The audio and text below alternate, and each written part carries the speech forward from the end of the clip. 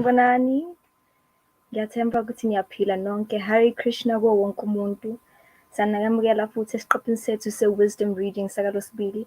Igama lami Nomusa, ngizomphethe ehlelweni namhlanje. Mantra 17, which is the penultimate mantra of the Sri Isopanisad. And yeah, we should get into it. I'd like to thank all the readers who have read for us in the previous days. Last week, Wednesday, we had Itu, the lovely Itu, reading for us. On Friday, we had Khosi Prabhu. We had Savisachi Prabhu give us Ask a Monk on Saturday. On Sunday, we had Bungisipo.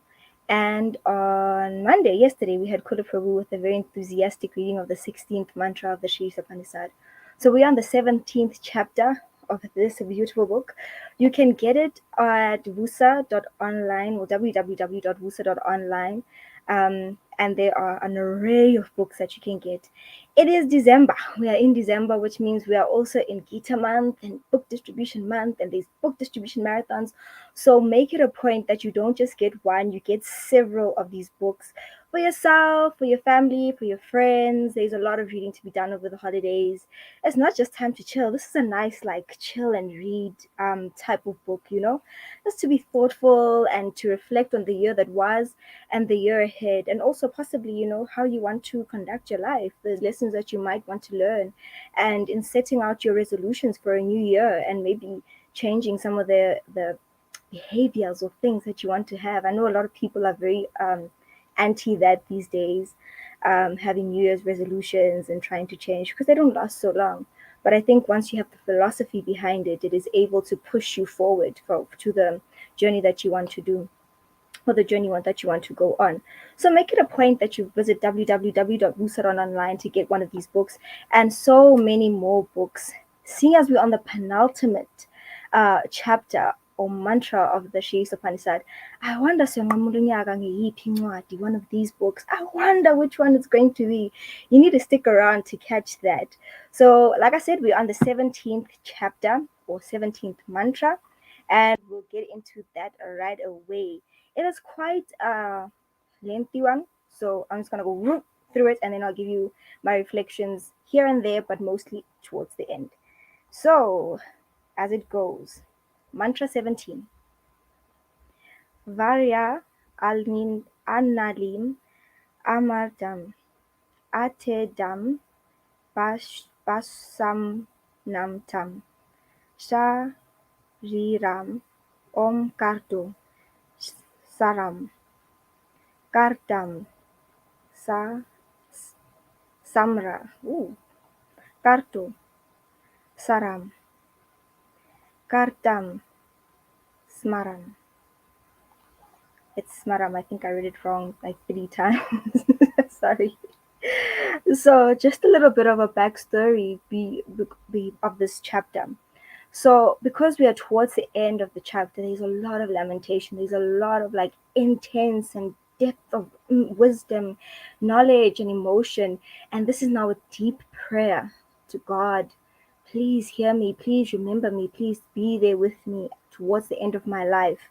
This is what this mantra is trying to say, trying to convey. It's like a deep, deep, deep prayer, like mthandazo Julie, like that prayer that's like, I'm at the end, I'm at my wit's end. This is it. This is that type of prayer. And as I read the translation, the synonyms, and the purport, you'll understand why. So the synonyms: Raha, air of life; Annilam, total reservoir of air; Aratam, indestructible; Anat, now; Idam, this; Basamandam,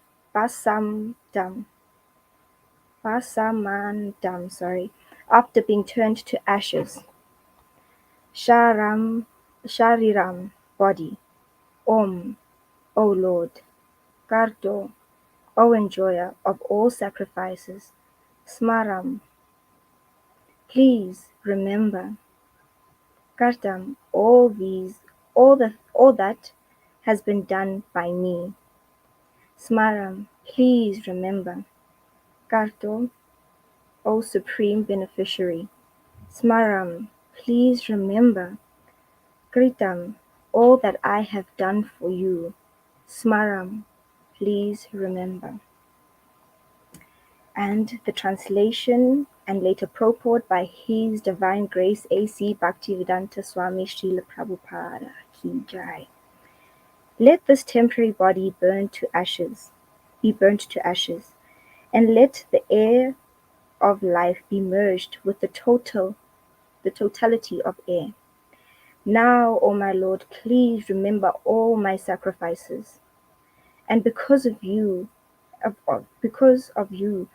because you are the ultimate beneficiary, please remember all that I have done for you.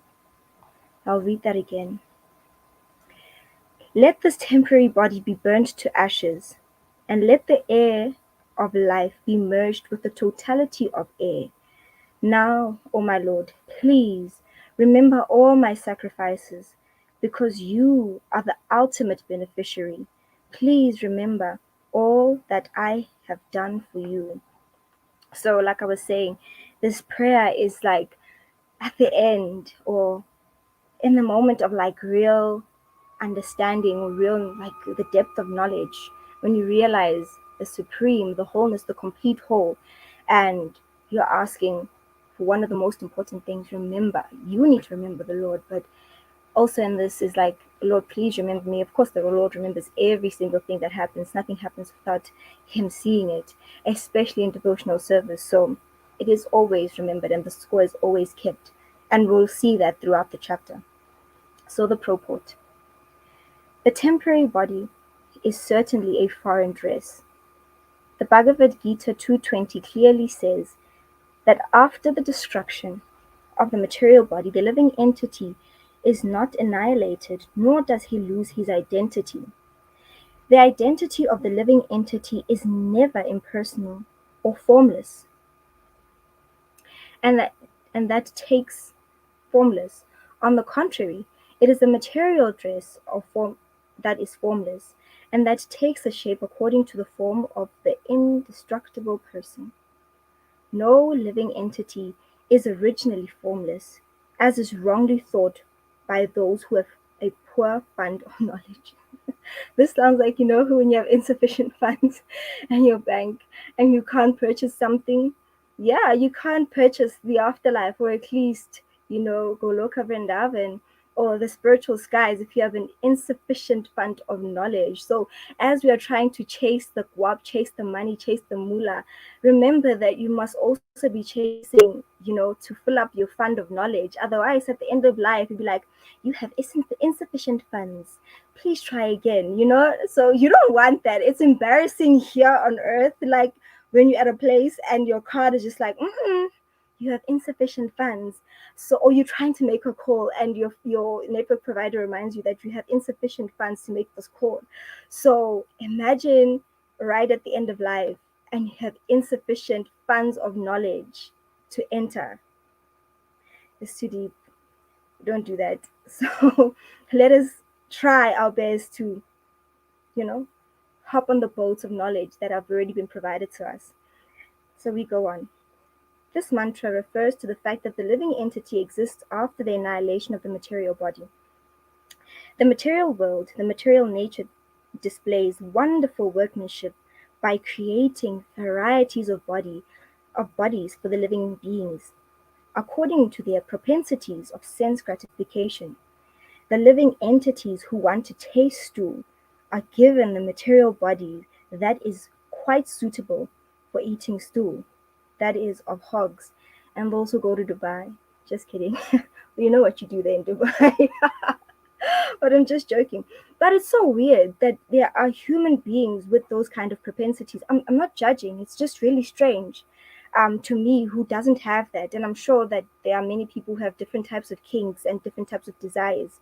But it is outlined that eating stew is reserved for certain types of bodies. And yet we have human beings who are, keen on doing so. Um, it's quite out there. But hey, man, let's read on. Maybe we'll have a change of perception. Similarly, one who wants to eat the flesh and blood of other animals may be given the tiger's body. equipped with the suitable teeth and claws. But the human being is not meant for eating flesh, nor does he have any desire to taste stool, even in the most aboriginal state. Human teeth are made that they can chew the fruit and vegetables. Although there are two canine teeth in that so that the primitive humans can eat flesh if they so desire. But in any case, the material body of any animal and man are foreign to the living entity. They change according to the living entity's desire for sense gratification. In the circle of evolution, the living entity changes bodies one after another. When the world was full of water, the living entity took an aquatic form. Then he passed to vegetable life, from vegetable life to worm life, from worm life to bird life, from bird life to animal life, and from animal life to human form. Yo, the different types of bodies we have gone through just to be in this body, it's amazing. Like we take it for granted because there's so many of us. I think 8 billion human beings, and it's very difficult for the mind, apparently, according to science. Like neurologically, we can't even like quantify billions. Like even in money form, human form, it's even worse. Like we know of thousands and millions if you live in a big city of humans, but to imagine billions of human beings, and then again the millions of life forms that exist, and how many of those life forms, like the quantity of each of those life forms, and to think that we have gone full circle to have this particular body. It's so rare. It doesn't seem like it, but it definitely is. And with this opportunity, we shouldn't squander it. It's very rare, but yeah, yeah, I'm seeing a comment by Narratum. Insufficient fund of knowledge, definitely, 100%. Swipe, and you're not going to be able to make it up there.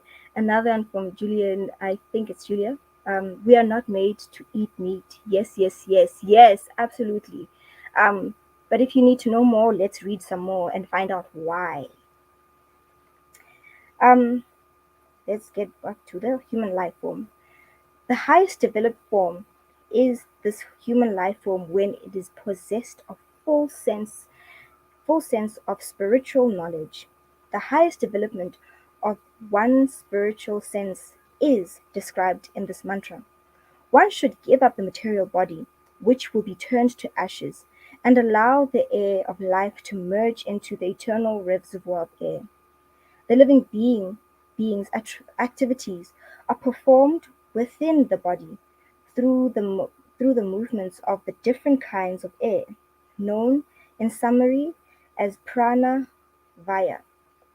The yogis generally study how to control the airs of the body. The soul is supposed to rise from one circle of air to another until it rises to the Brahma Randara, the highest circle. From that point, the perfect yogi can transfer himself into any planet he likes. There's that interplanetary travel that we spoke of in the last mantra last week Tuesday. The purpose the process of the process is to give up the material body and take and enter into and enter sorry and enter then into another. But the highest perfection of such changes occurs only when a living entity is able to give up the material body altogether, as suggested in this mantra, and enter into the spiritual atmosphere where he can develop a completely different type of body, a spiritual body, which never has to meet death or change. Imagine, like, the one problem about this body, no matter how perfect, no matter what surgery, BBL, plastic surgery, what you may get, the one thing that terrorizes each and every one of us, other than like aging or whatever, is the fact that you're going to leave it. Like at the end of it, it's like will be met with death. at the end of this body. So no matter how perfect you think it is, no matter how much you alter it, no matter how much you do whatever, the scariest thing, and it shouldn't be scary once one has attained the sufficient funds of knowledge, is that it's going to die. It's going to then be eaten and decomposed or burned to ashes, ashes to ashes, as said in this mantra.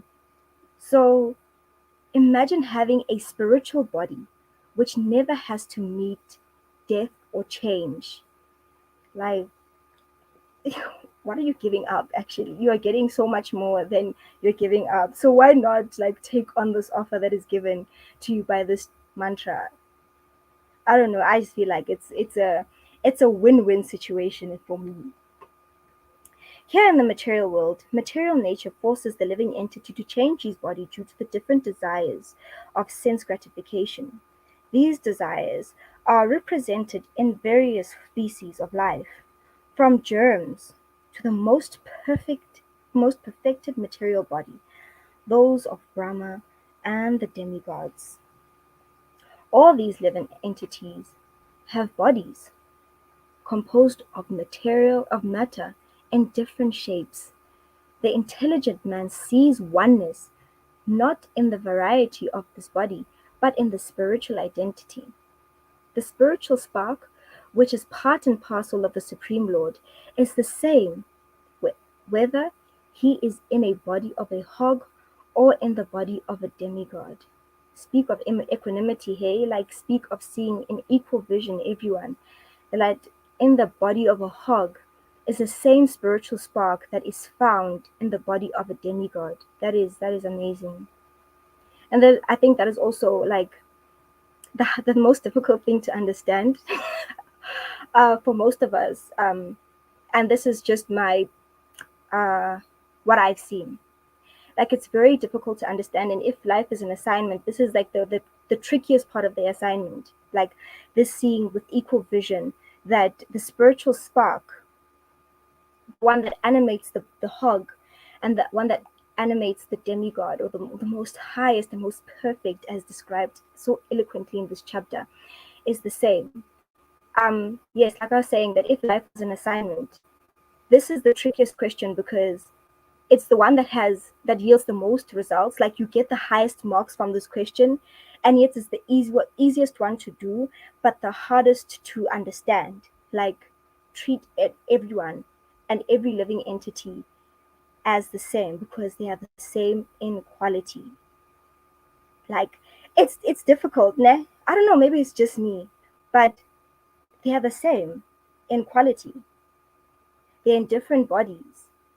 But because the spark transmigrates from one body to another body to another body, and even the body could be female, the body could be black, the body could be white, the body could be Asian, the body could be European, and yet needs to be treated with the same respect, and we fail every single time to see that this is equal, that there's equality and equanimity within all of them. Like there are so many commandments, but one of them is like love God and remember God. The second is love your neighbor as yourself, and you are failing at that. Like, how are you then going to understand the rest of them?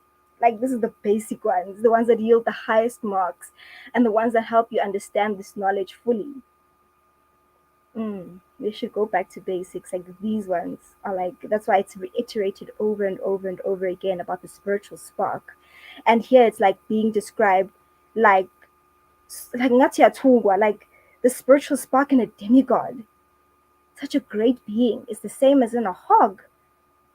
Pala a hog like is eating stool like guys boningulube like in a pigsty, like in the things they eat.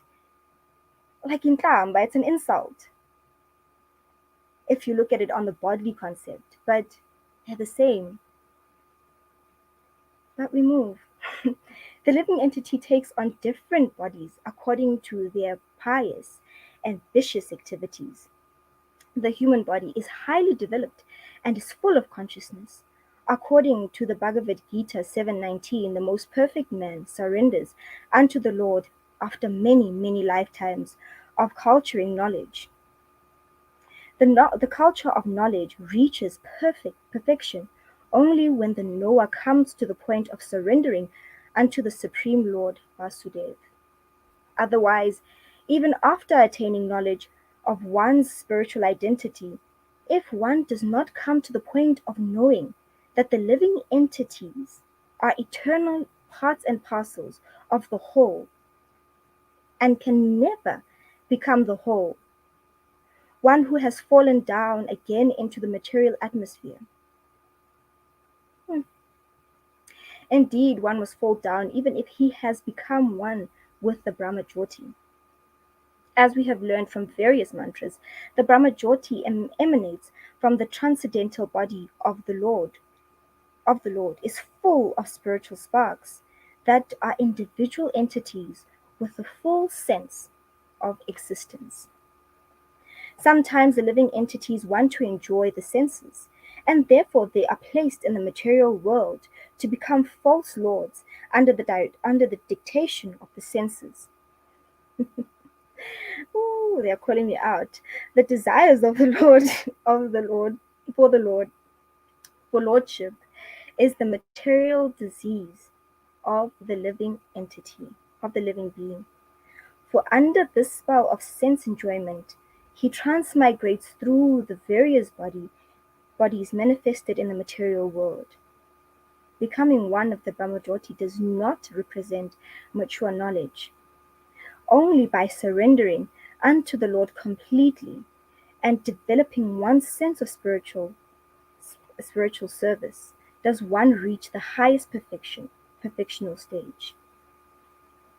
In this mantra, the living entity prays to enter the spiritual kingdom of God relinquished after relinquishing his material body and material air. The devotee prays to the Lord to remember his activities and the sacrifices he has performed after his material body turns to ashes. He makes this prayer at the time of death with full consciousness of his past deeds and of his ultimate goal. One who is completely under the rule of material nature remembers the heinous activities he has performed during the existence of his material body, and consequently he gets another material body after death. The Bhagavad Gita 8:6 confirms this truth. Yam yam vipi smarani bravam ja ya dea ate kali varam dem dem evyate kayandeya sadya de dad bhava bhavita.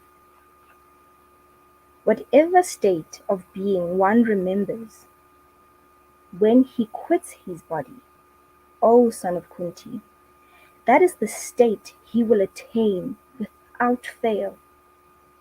Thus, the mind carries the living entity's propensities into the next life. Unlike simple animals who have no developed mind, the dying human being can remember the activities of his life like a dream, like dreams at night. Therefore, his mind remains surcharged with material desires, and consequently, he cannot enter into the spiritual kingdom with the spiritual body. The devotees, however, develop a sense of love for God by practicing devotional service to the Lord. Even if at the time of death a devotee does not remember his service to the Lord does not forget him. This prayer is given to remind the Lord of the devotee's sacrifice, but even if there is no such reminder, the Lord does not forget the services rendered by his pure devotees. I'm going to repeat that one. This prayer is given to remind the Lord that the devotee's sacrifices.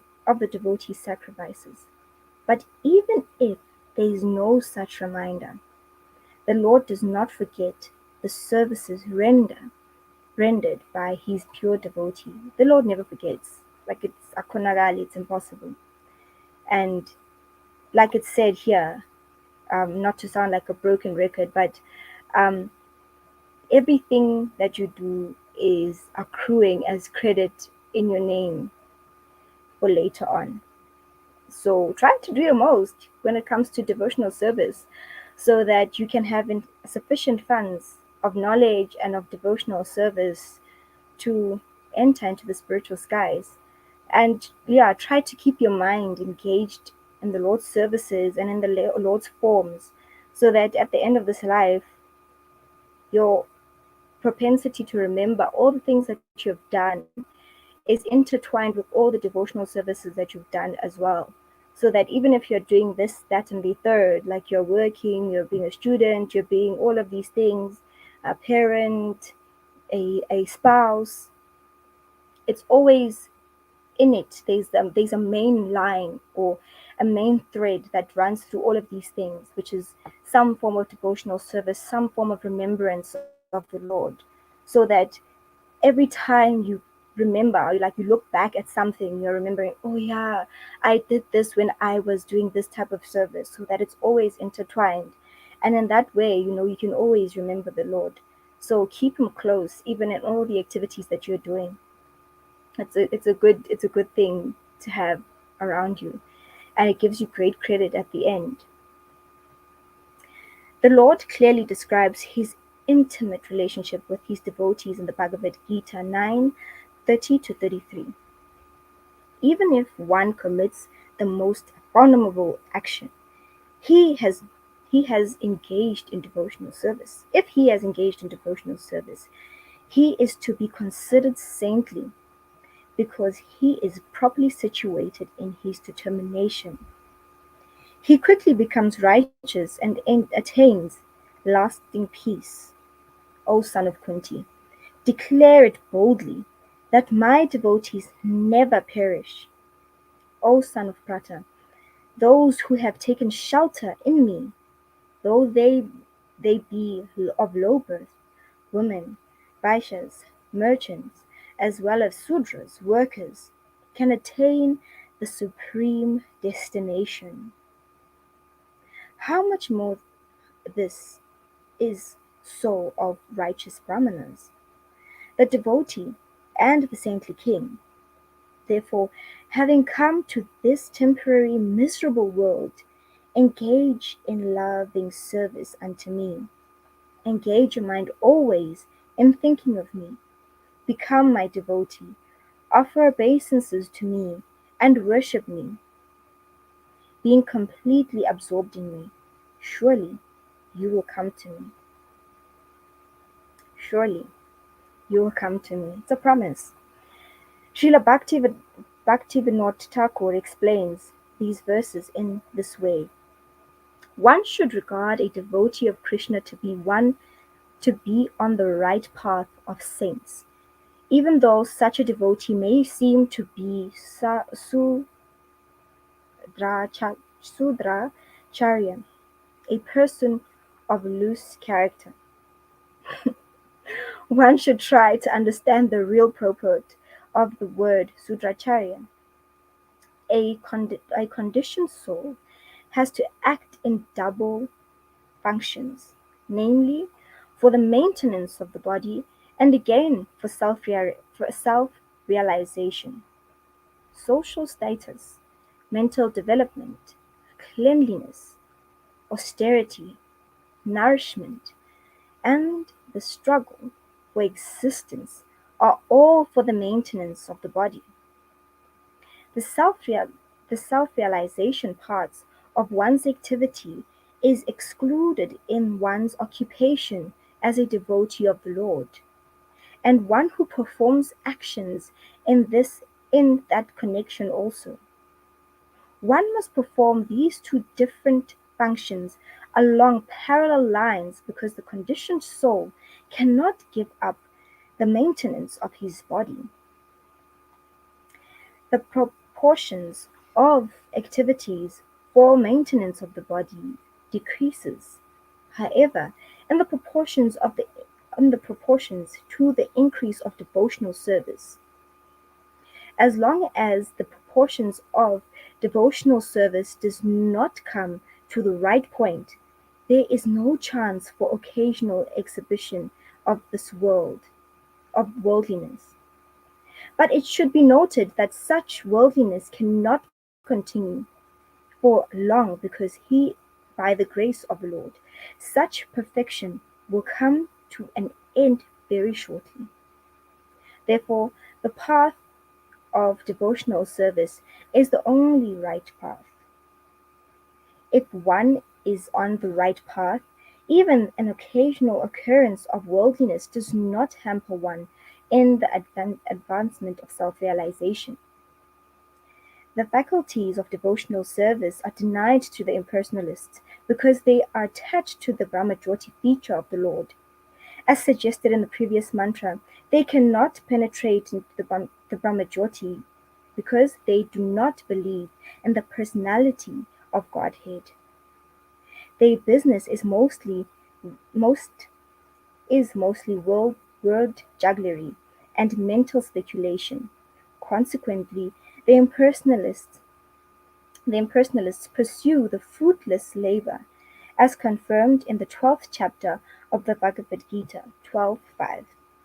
All the facilities suggested in the mantra can be easily obtained by con- consistent contact with the personal feature of the absolute truth.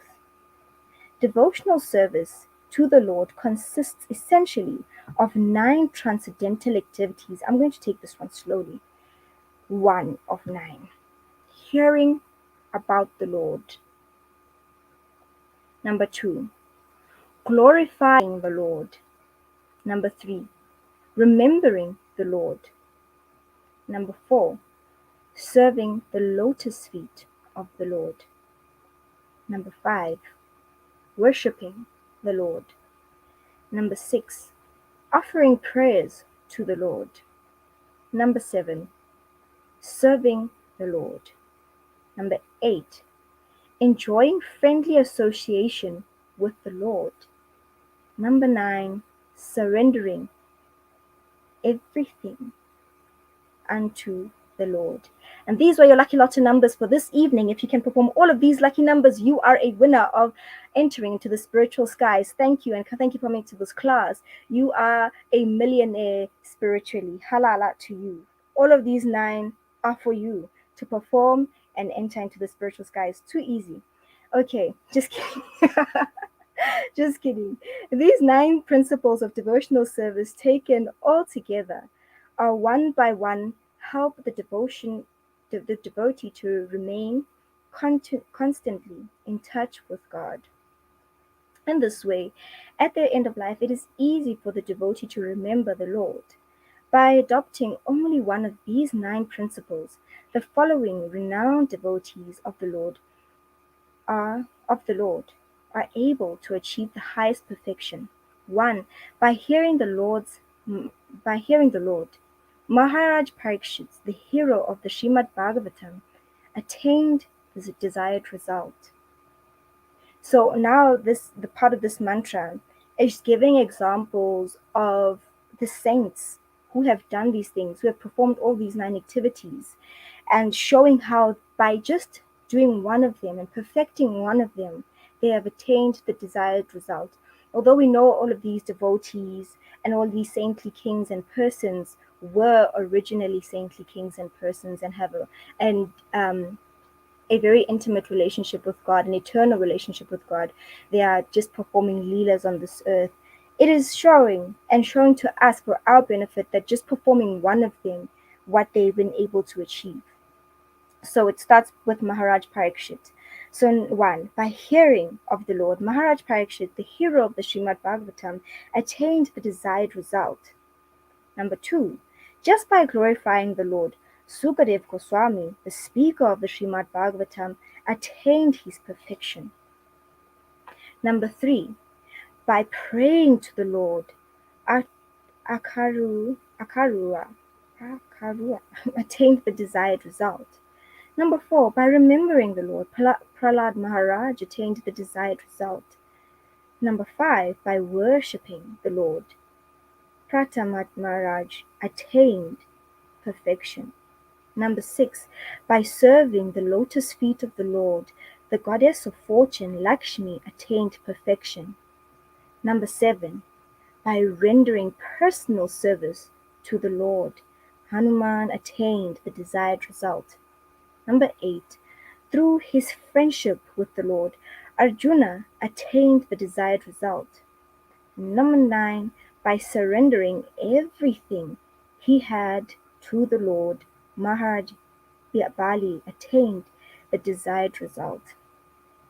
Actually, the perfection of this mantra and the practicality, all the mantras of the Vedic hymns, is summarized in the Vedanta Sutra and properly explained in the Srimad Bhagavatam. Srimad Bhagavatam, Srimad Bhagavatam in the mature fruit of Vedic tree of wisdom. In the Srimad Bhagavatam, the practical mantra is explained in the questions and answers between Maharaj Parikshit and Sukadev Goswami at the very beginning of their meeting. Hearing and chanting of the sciences of God is a basic principle of devotional life. The complete Bhagavatam was heard by Maharaj Parikshit and chanted by Sukadev Goswami. Maharaj Parikshit inquired from Sukadev Goswami because Sukadev was a great spiritual master, a greater spiritual master than any other great yogi or transcendentalist of his time. Maharaj Parikshit's main question was, what is the duty of every man, specifically at the time of death? Sukadev Goswami answered, Tasmat Bharata Sevyatam Bhagavan Ishvaro Hari Shrirotavya Kirtanyayasya Cha Smaratamvya Che Cha Atambhayam. Everyone who desires to be free from all from all anxieties, should always hear about glory. Hmm, Let me repeat this one. Everyone who desires to be free from all anxieties should always hear about remember the personality of Godhead, who is the supreme director of everything, the extinction of the difficulties, of the spirit of the supersoul of all living entities. Bhagavatam 2:15. So-called human society is generally engaged at night in sleeping and having sex, and during the day in earning as much money as possible, or else in shopping for family's maintenance. People have very little time to talk about the personality of Godhead or to inquire about him. They have dismissed God's existence in so many ways, primarily by declaring him to be impersonal, that is, without sense perception. But the Vedic literature, whether the Upanishad, Vedanta Sutra, Bhagavad Gita, or the Srimad Bhagavatam, it is declared that the Lord is a sentient being and is the supreme over all other living entities. His glorious activities are identical to him. One should therefore not indulge in hearing or speaking of the rubbish activities of worldly politicians. I will repeat this one. One should therefore not indulge in hearing and speaking of the rubbish activities of worldly politicians and so called big men in society, but should mold his life in such a way that he can engage in godly activities without wasting a second. Sri Sopanisad directs us towards such godly activities. Unless one is accustomed to devotional practices, what will he remember at the time of his death, when the body is desolated, and how can he pray to the Almighty Lord to remember his sacrifices? Sacrifices means denying the interests of the senses. One has to learn this art of employing the senses in this service for the Lord during his lifetime. One can utilize the results of such practice at the time of death. Whew, we're done. What a long chapter, but what a beautiful chapter. It is a very practical chapter. It has given us so much and it's been very punchy. Like there's so much that we can learn from this chapter, and so many nuggets and so many like catchphrases that we can use.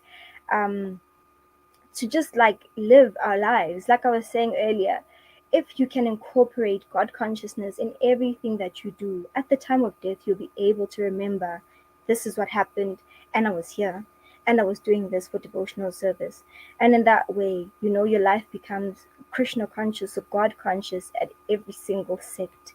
What is the use of having all this knowledge if you're not able to use it ontologically? Like, what perceives through your senses and through all your activities. It is not just an empirical thing that we're given here, but also how to live, practical examples of how to live. I mean, that those 9 things are saying, we've given you all this knowledge, you have all these Vedas, all this wisdom is given unto you as empirics. It's empirical knowledge that you can read, cram, pass and forget. I don't know what people do these days, but it's knowledge that you just have. And then the practicalities in the 9 are given as those 9s: hearing, remembering, serving the Lord at the Lotus feet, having a personal relationship with the Lord, engaging in devotional service, and all of these things. So when you have time, please go back and read those 9 and see how you can imbibe those 9 principles and practices in one's life. Woo, I have spoken a lot today. I don't even think I've heard my voice for this long today. Oh goodness. Do you have any questions? Ooh, Hare Krishna Kula Prabhu. Hare Krishna. All glories to Srila Prabhupada. Amazing reading and realizations. Got me thinking. Thank you. Out of those 9 transcendental activities listed by His Grace Srila Prabhupada in his purport, which one is the most desired or is your most desired or favorite? Hare Krishna. Ooh, there's so many. There's so many. These are like my like when they say you can't pick from your kids. Parents always say that they can. They definitely have favorites, but um, my favorite child of these 9 is hearing. I don't know what it is. I don't know if it's growing up in like an African family where we were told Inganiwani as little kids, and we just love listening to our parents talk about stories and hearing. And yeah, for me, it's hearing and listening to uh, the wisdom that other people have that is in the books.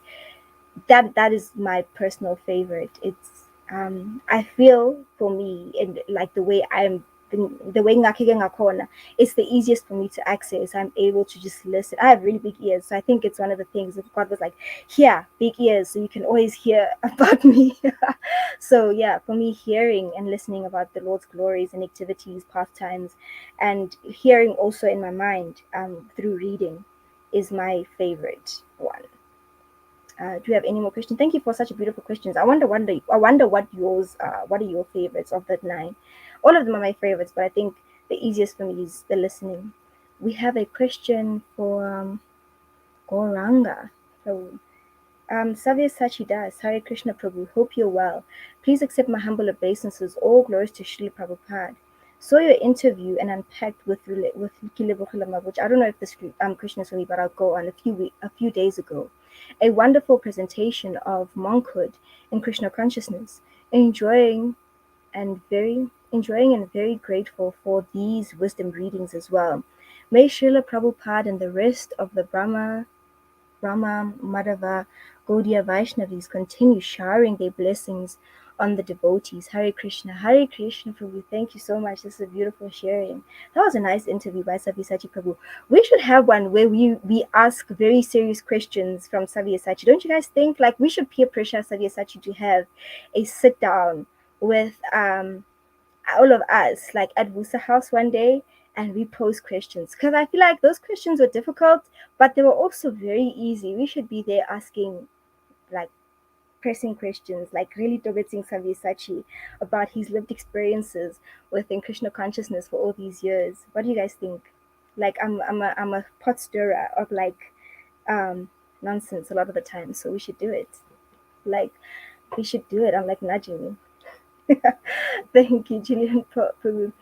So true. Yes, definitely. So true. All of these series of realizations. So true.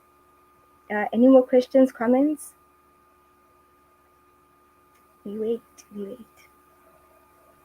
Whilst we wait, last week I shared with you that Narottam Prabhu has this wonderful project that is happening in Hamanskral, a huge billboard where he plans to have the science of self-realization, the Bhagavad Gita, and Srila Prabhupada on this giant billboard.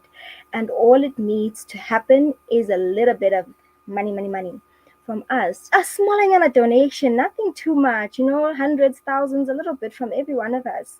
And I propose that we all start at 108, just as like the bare minimum donation for all of us so that we can make it happen. Have you guys contributed yet? Do we need to remind you every day? I can do that. I can just like press you every day. Have you done it? Have you done it? Have you done it? I plan to do so today.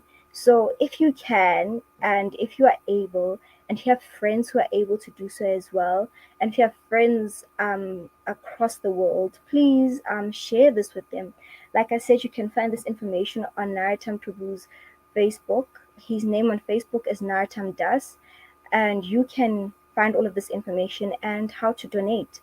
So visit his Facebook page and make sure that you share with this, and we can have a giant Srila Prabhupada poster with the science of self-realization and the Bhagavad Gita. Imagine how wonderful it'd be. Like I can't wait for it to happen, and then we like have so many devotees standing under that billboard. How wonderful would it be, and how wonderful would it be for all the cars driving by, all the people walking by to see that and inquire, and especially during this Gita month, if it can happen now, it'll be so amazing. Like that's another way of distributing the wisdom. So important, so very important. I don't think we have any more questions. I don't see any more.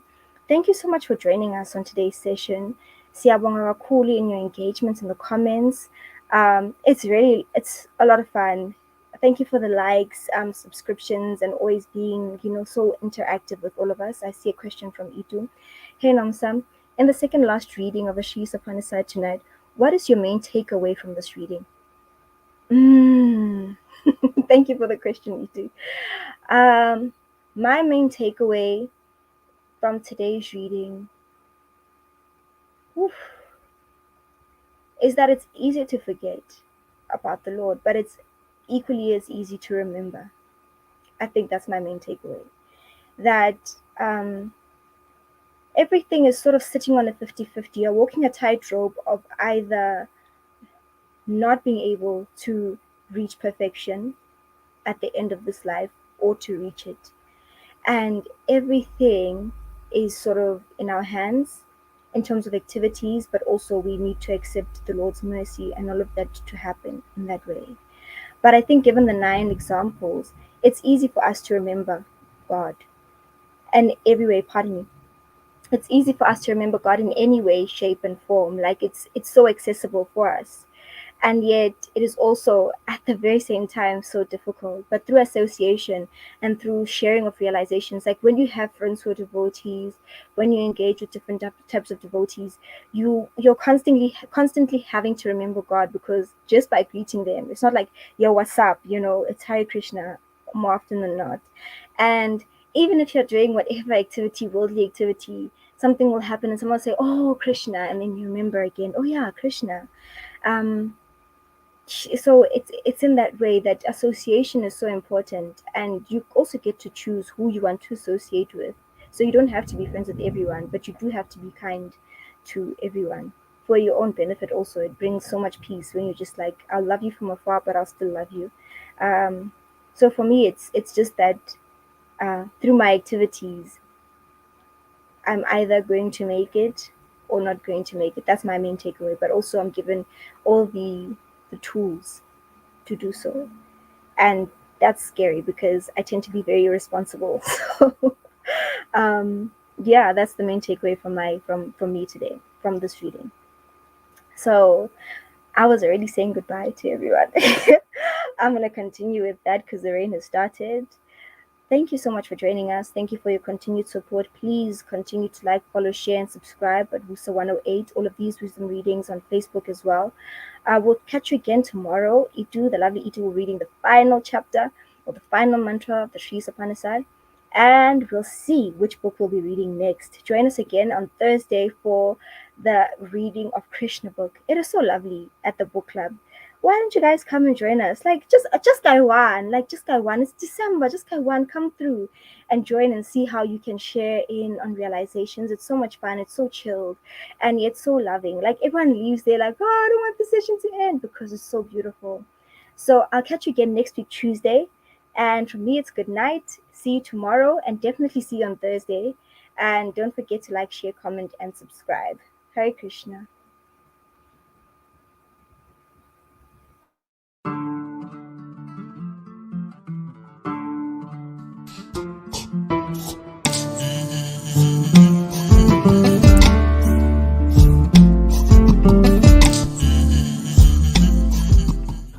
Ibhuku lokuqala engalifunda elimayelana no Krishna phecelezi ngesiZulu nje uNkulunkulu umveli umdali wakho konke esikwaziyo. It was called The Science of Self-Realization. Laphendula imibuzo yami eminingi imibuzo yami ngoba ngangihlezi ngibuza ukuthi senzani la emhlabeni, yini isizathu silana, siqhamukaphi, sadala ubani, izihlahla esizibonayo zenzo ubani, yonke into imibuzo enjalo. Mangilifunda la ngiphendula yonke lemibuzo, la nginikeza nolwazi olujulile ukudlula imibuzo enganginayo. So I would really recommend that if you have burning questions about umhlaba, creation, God, us, yourself, you should read The Science of Self.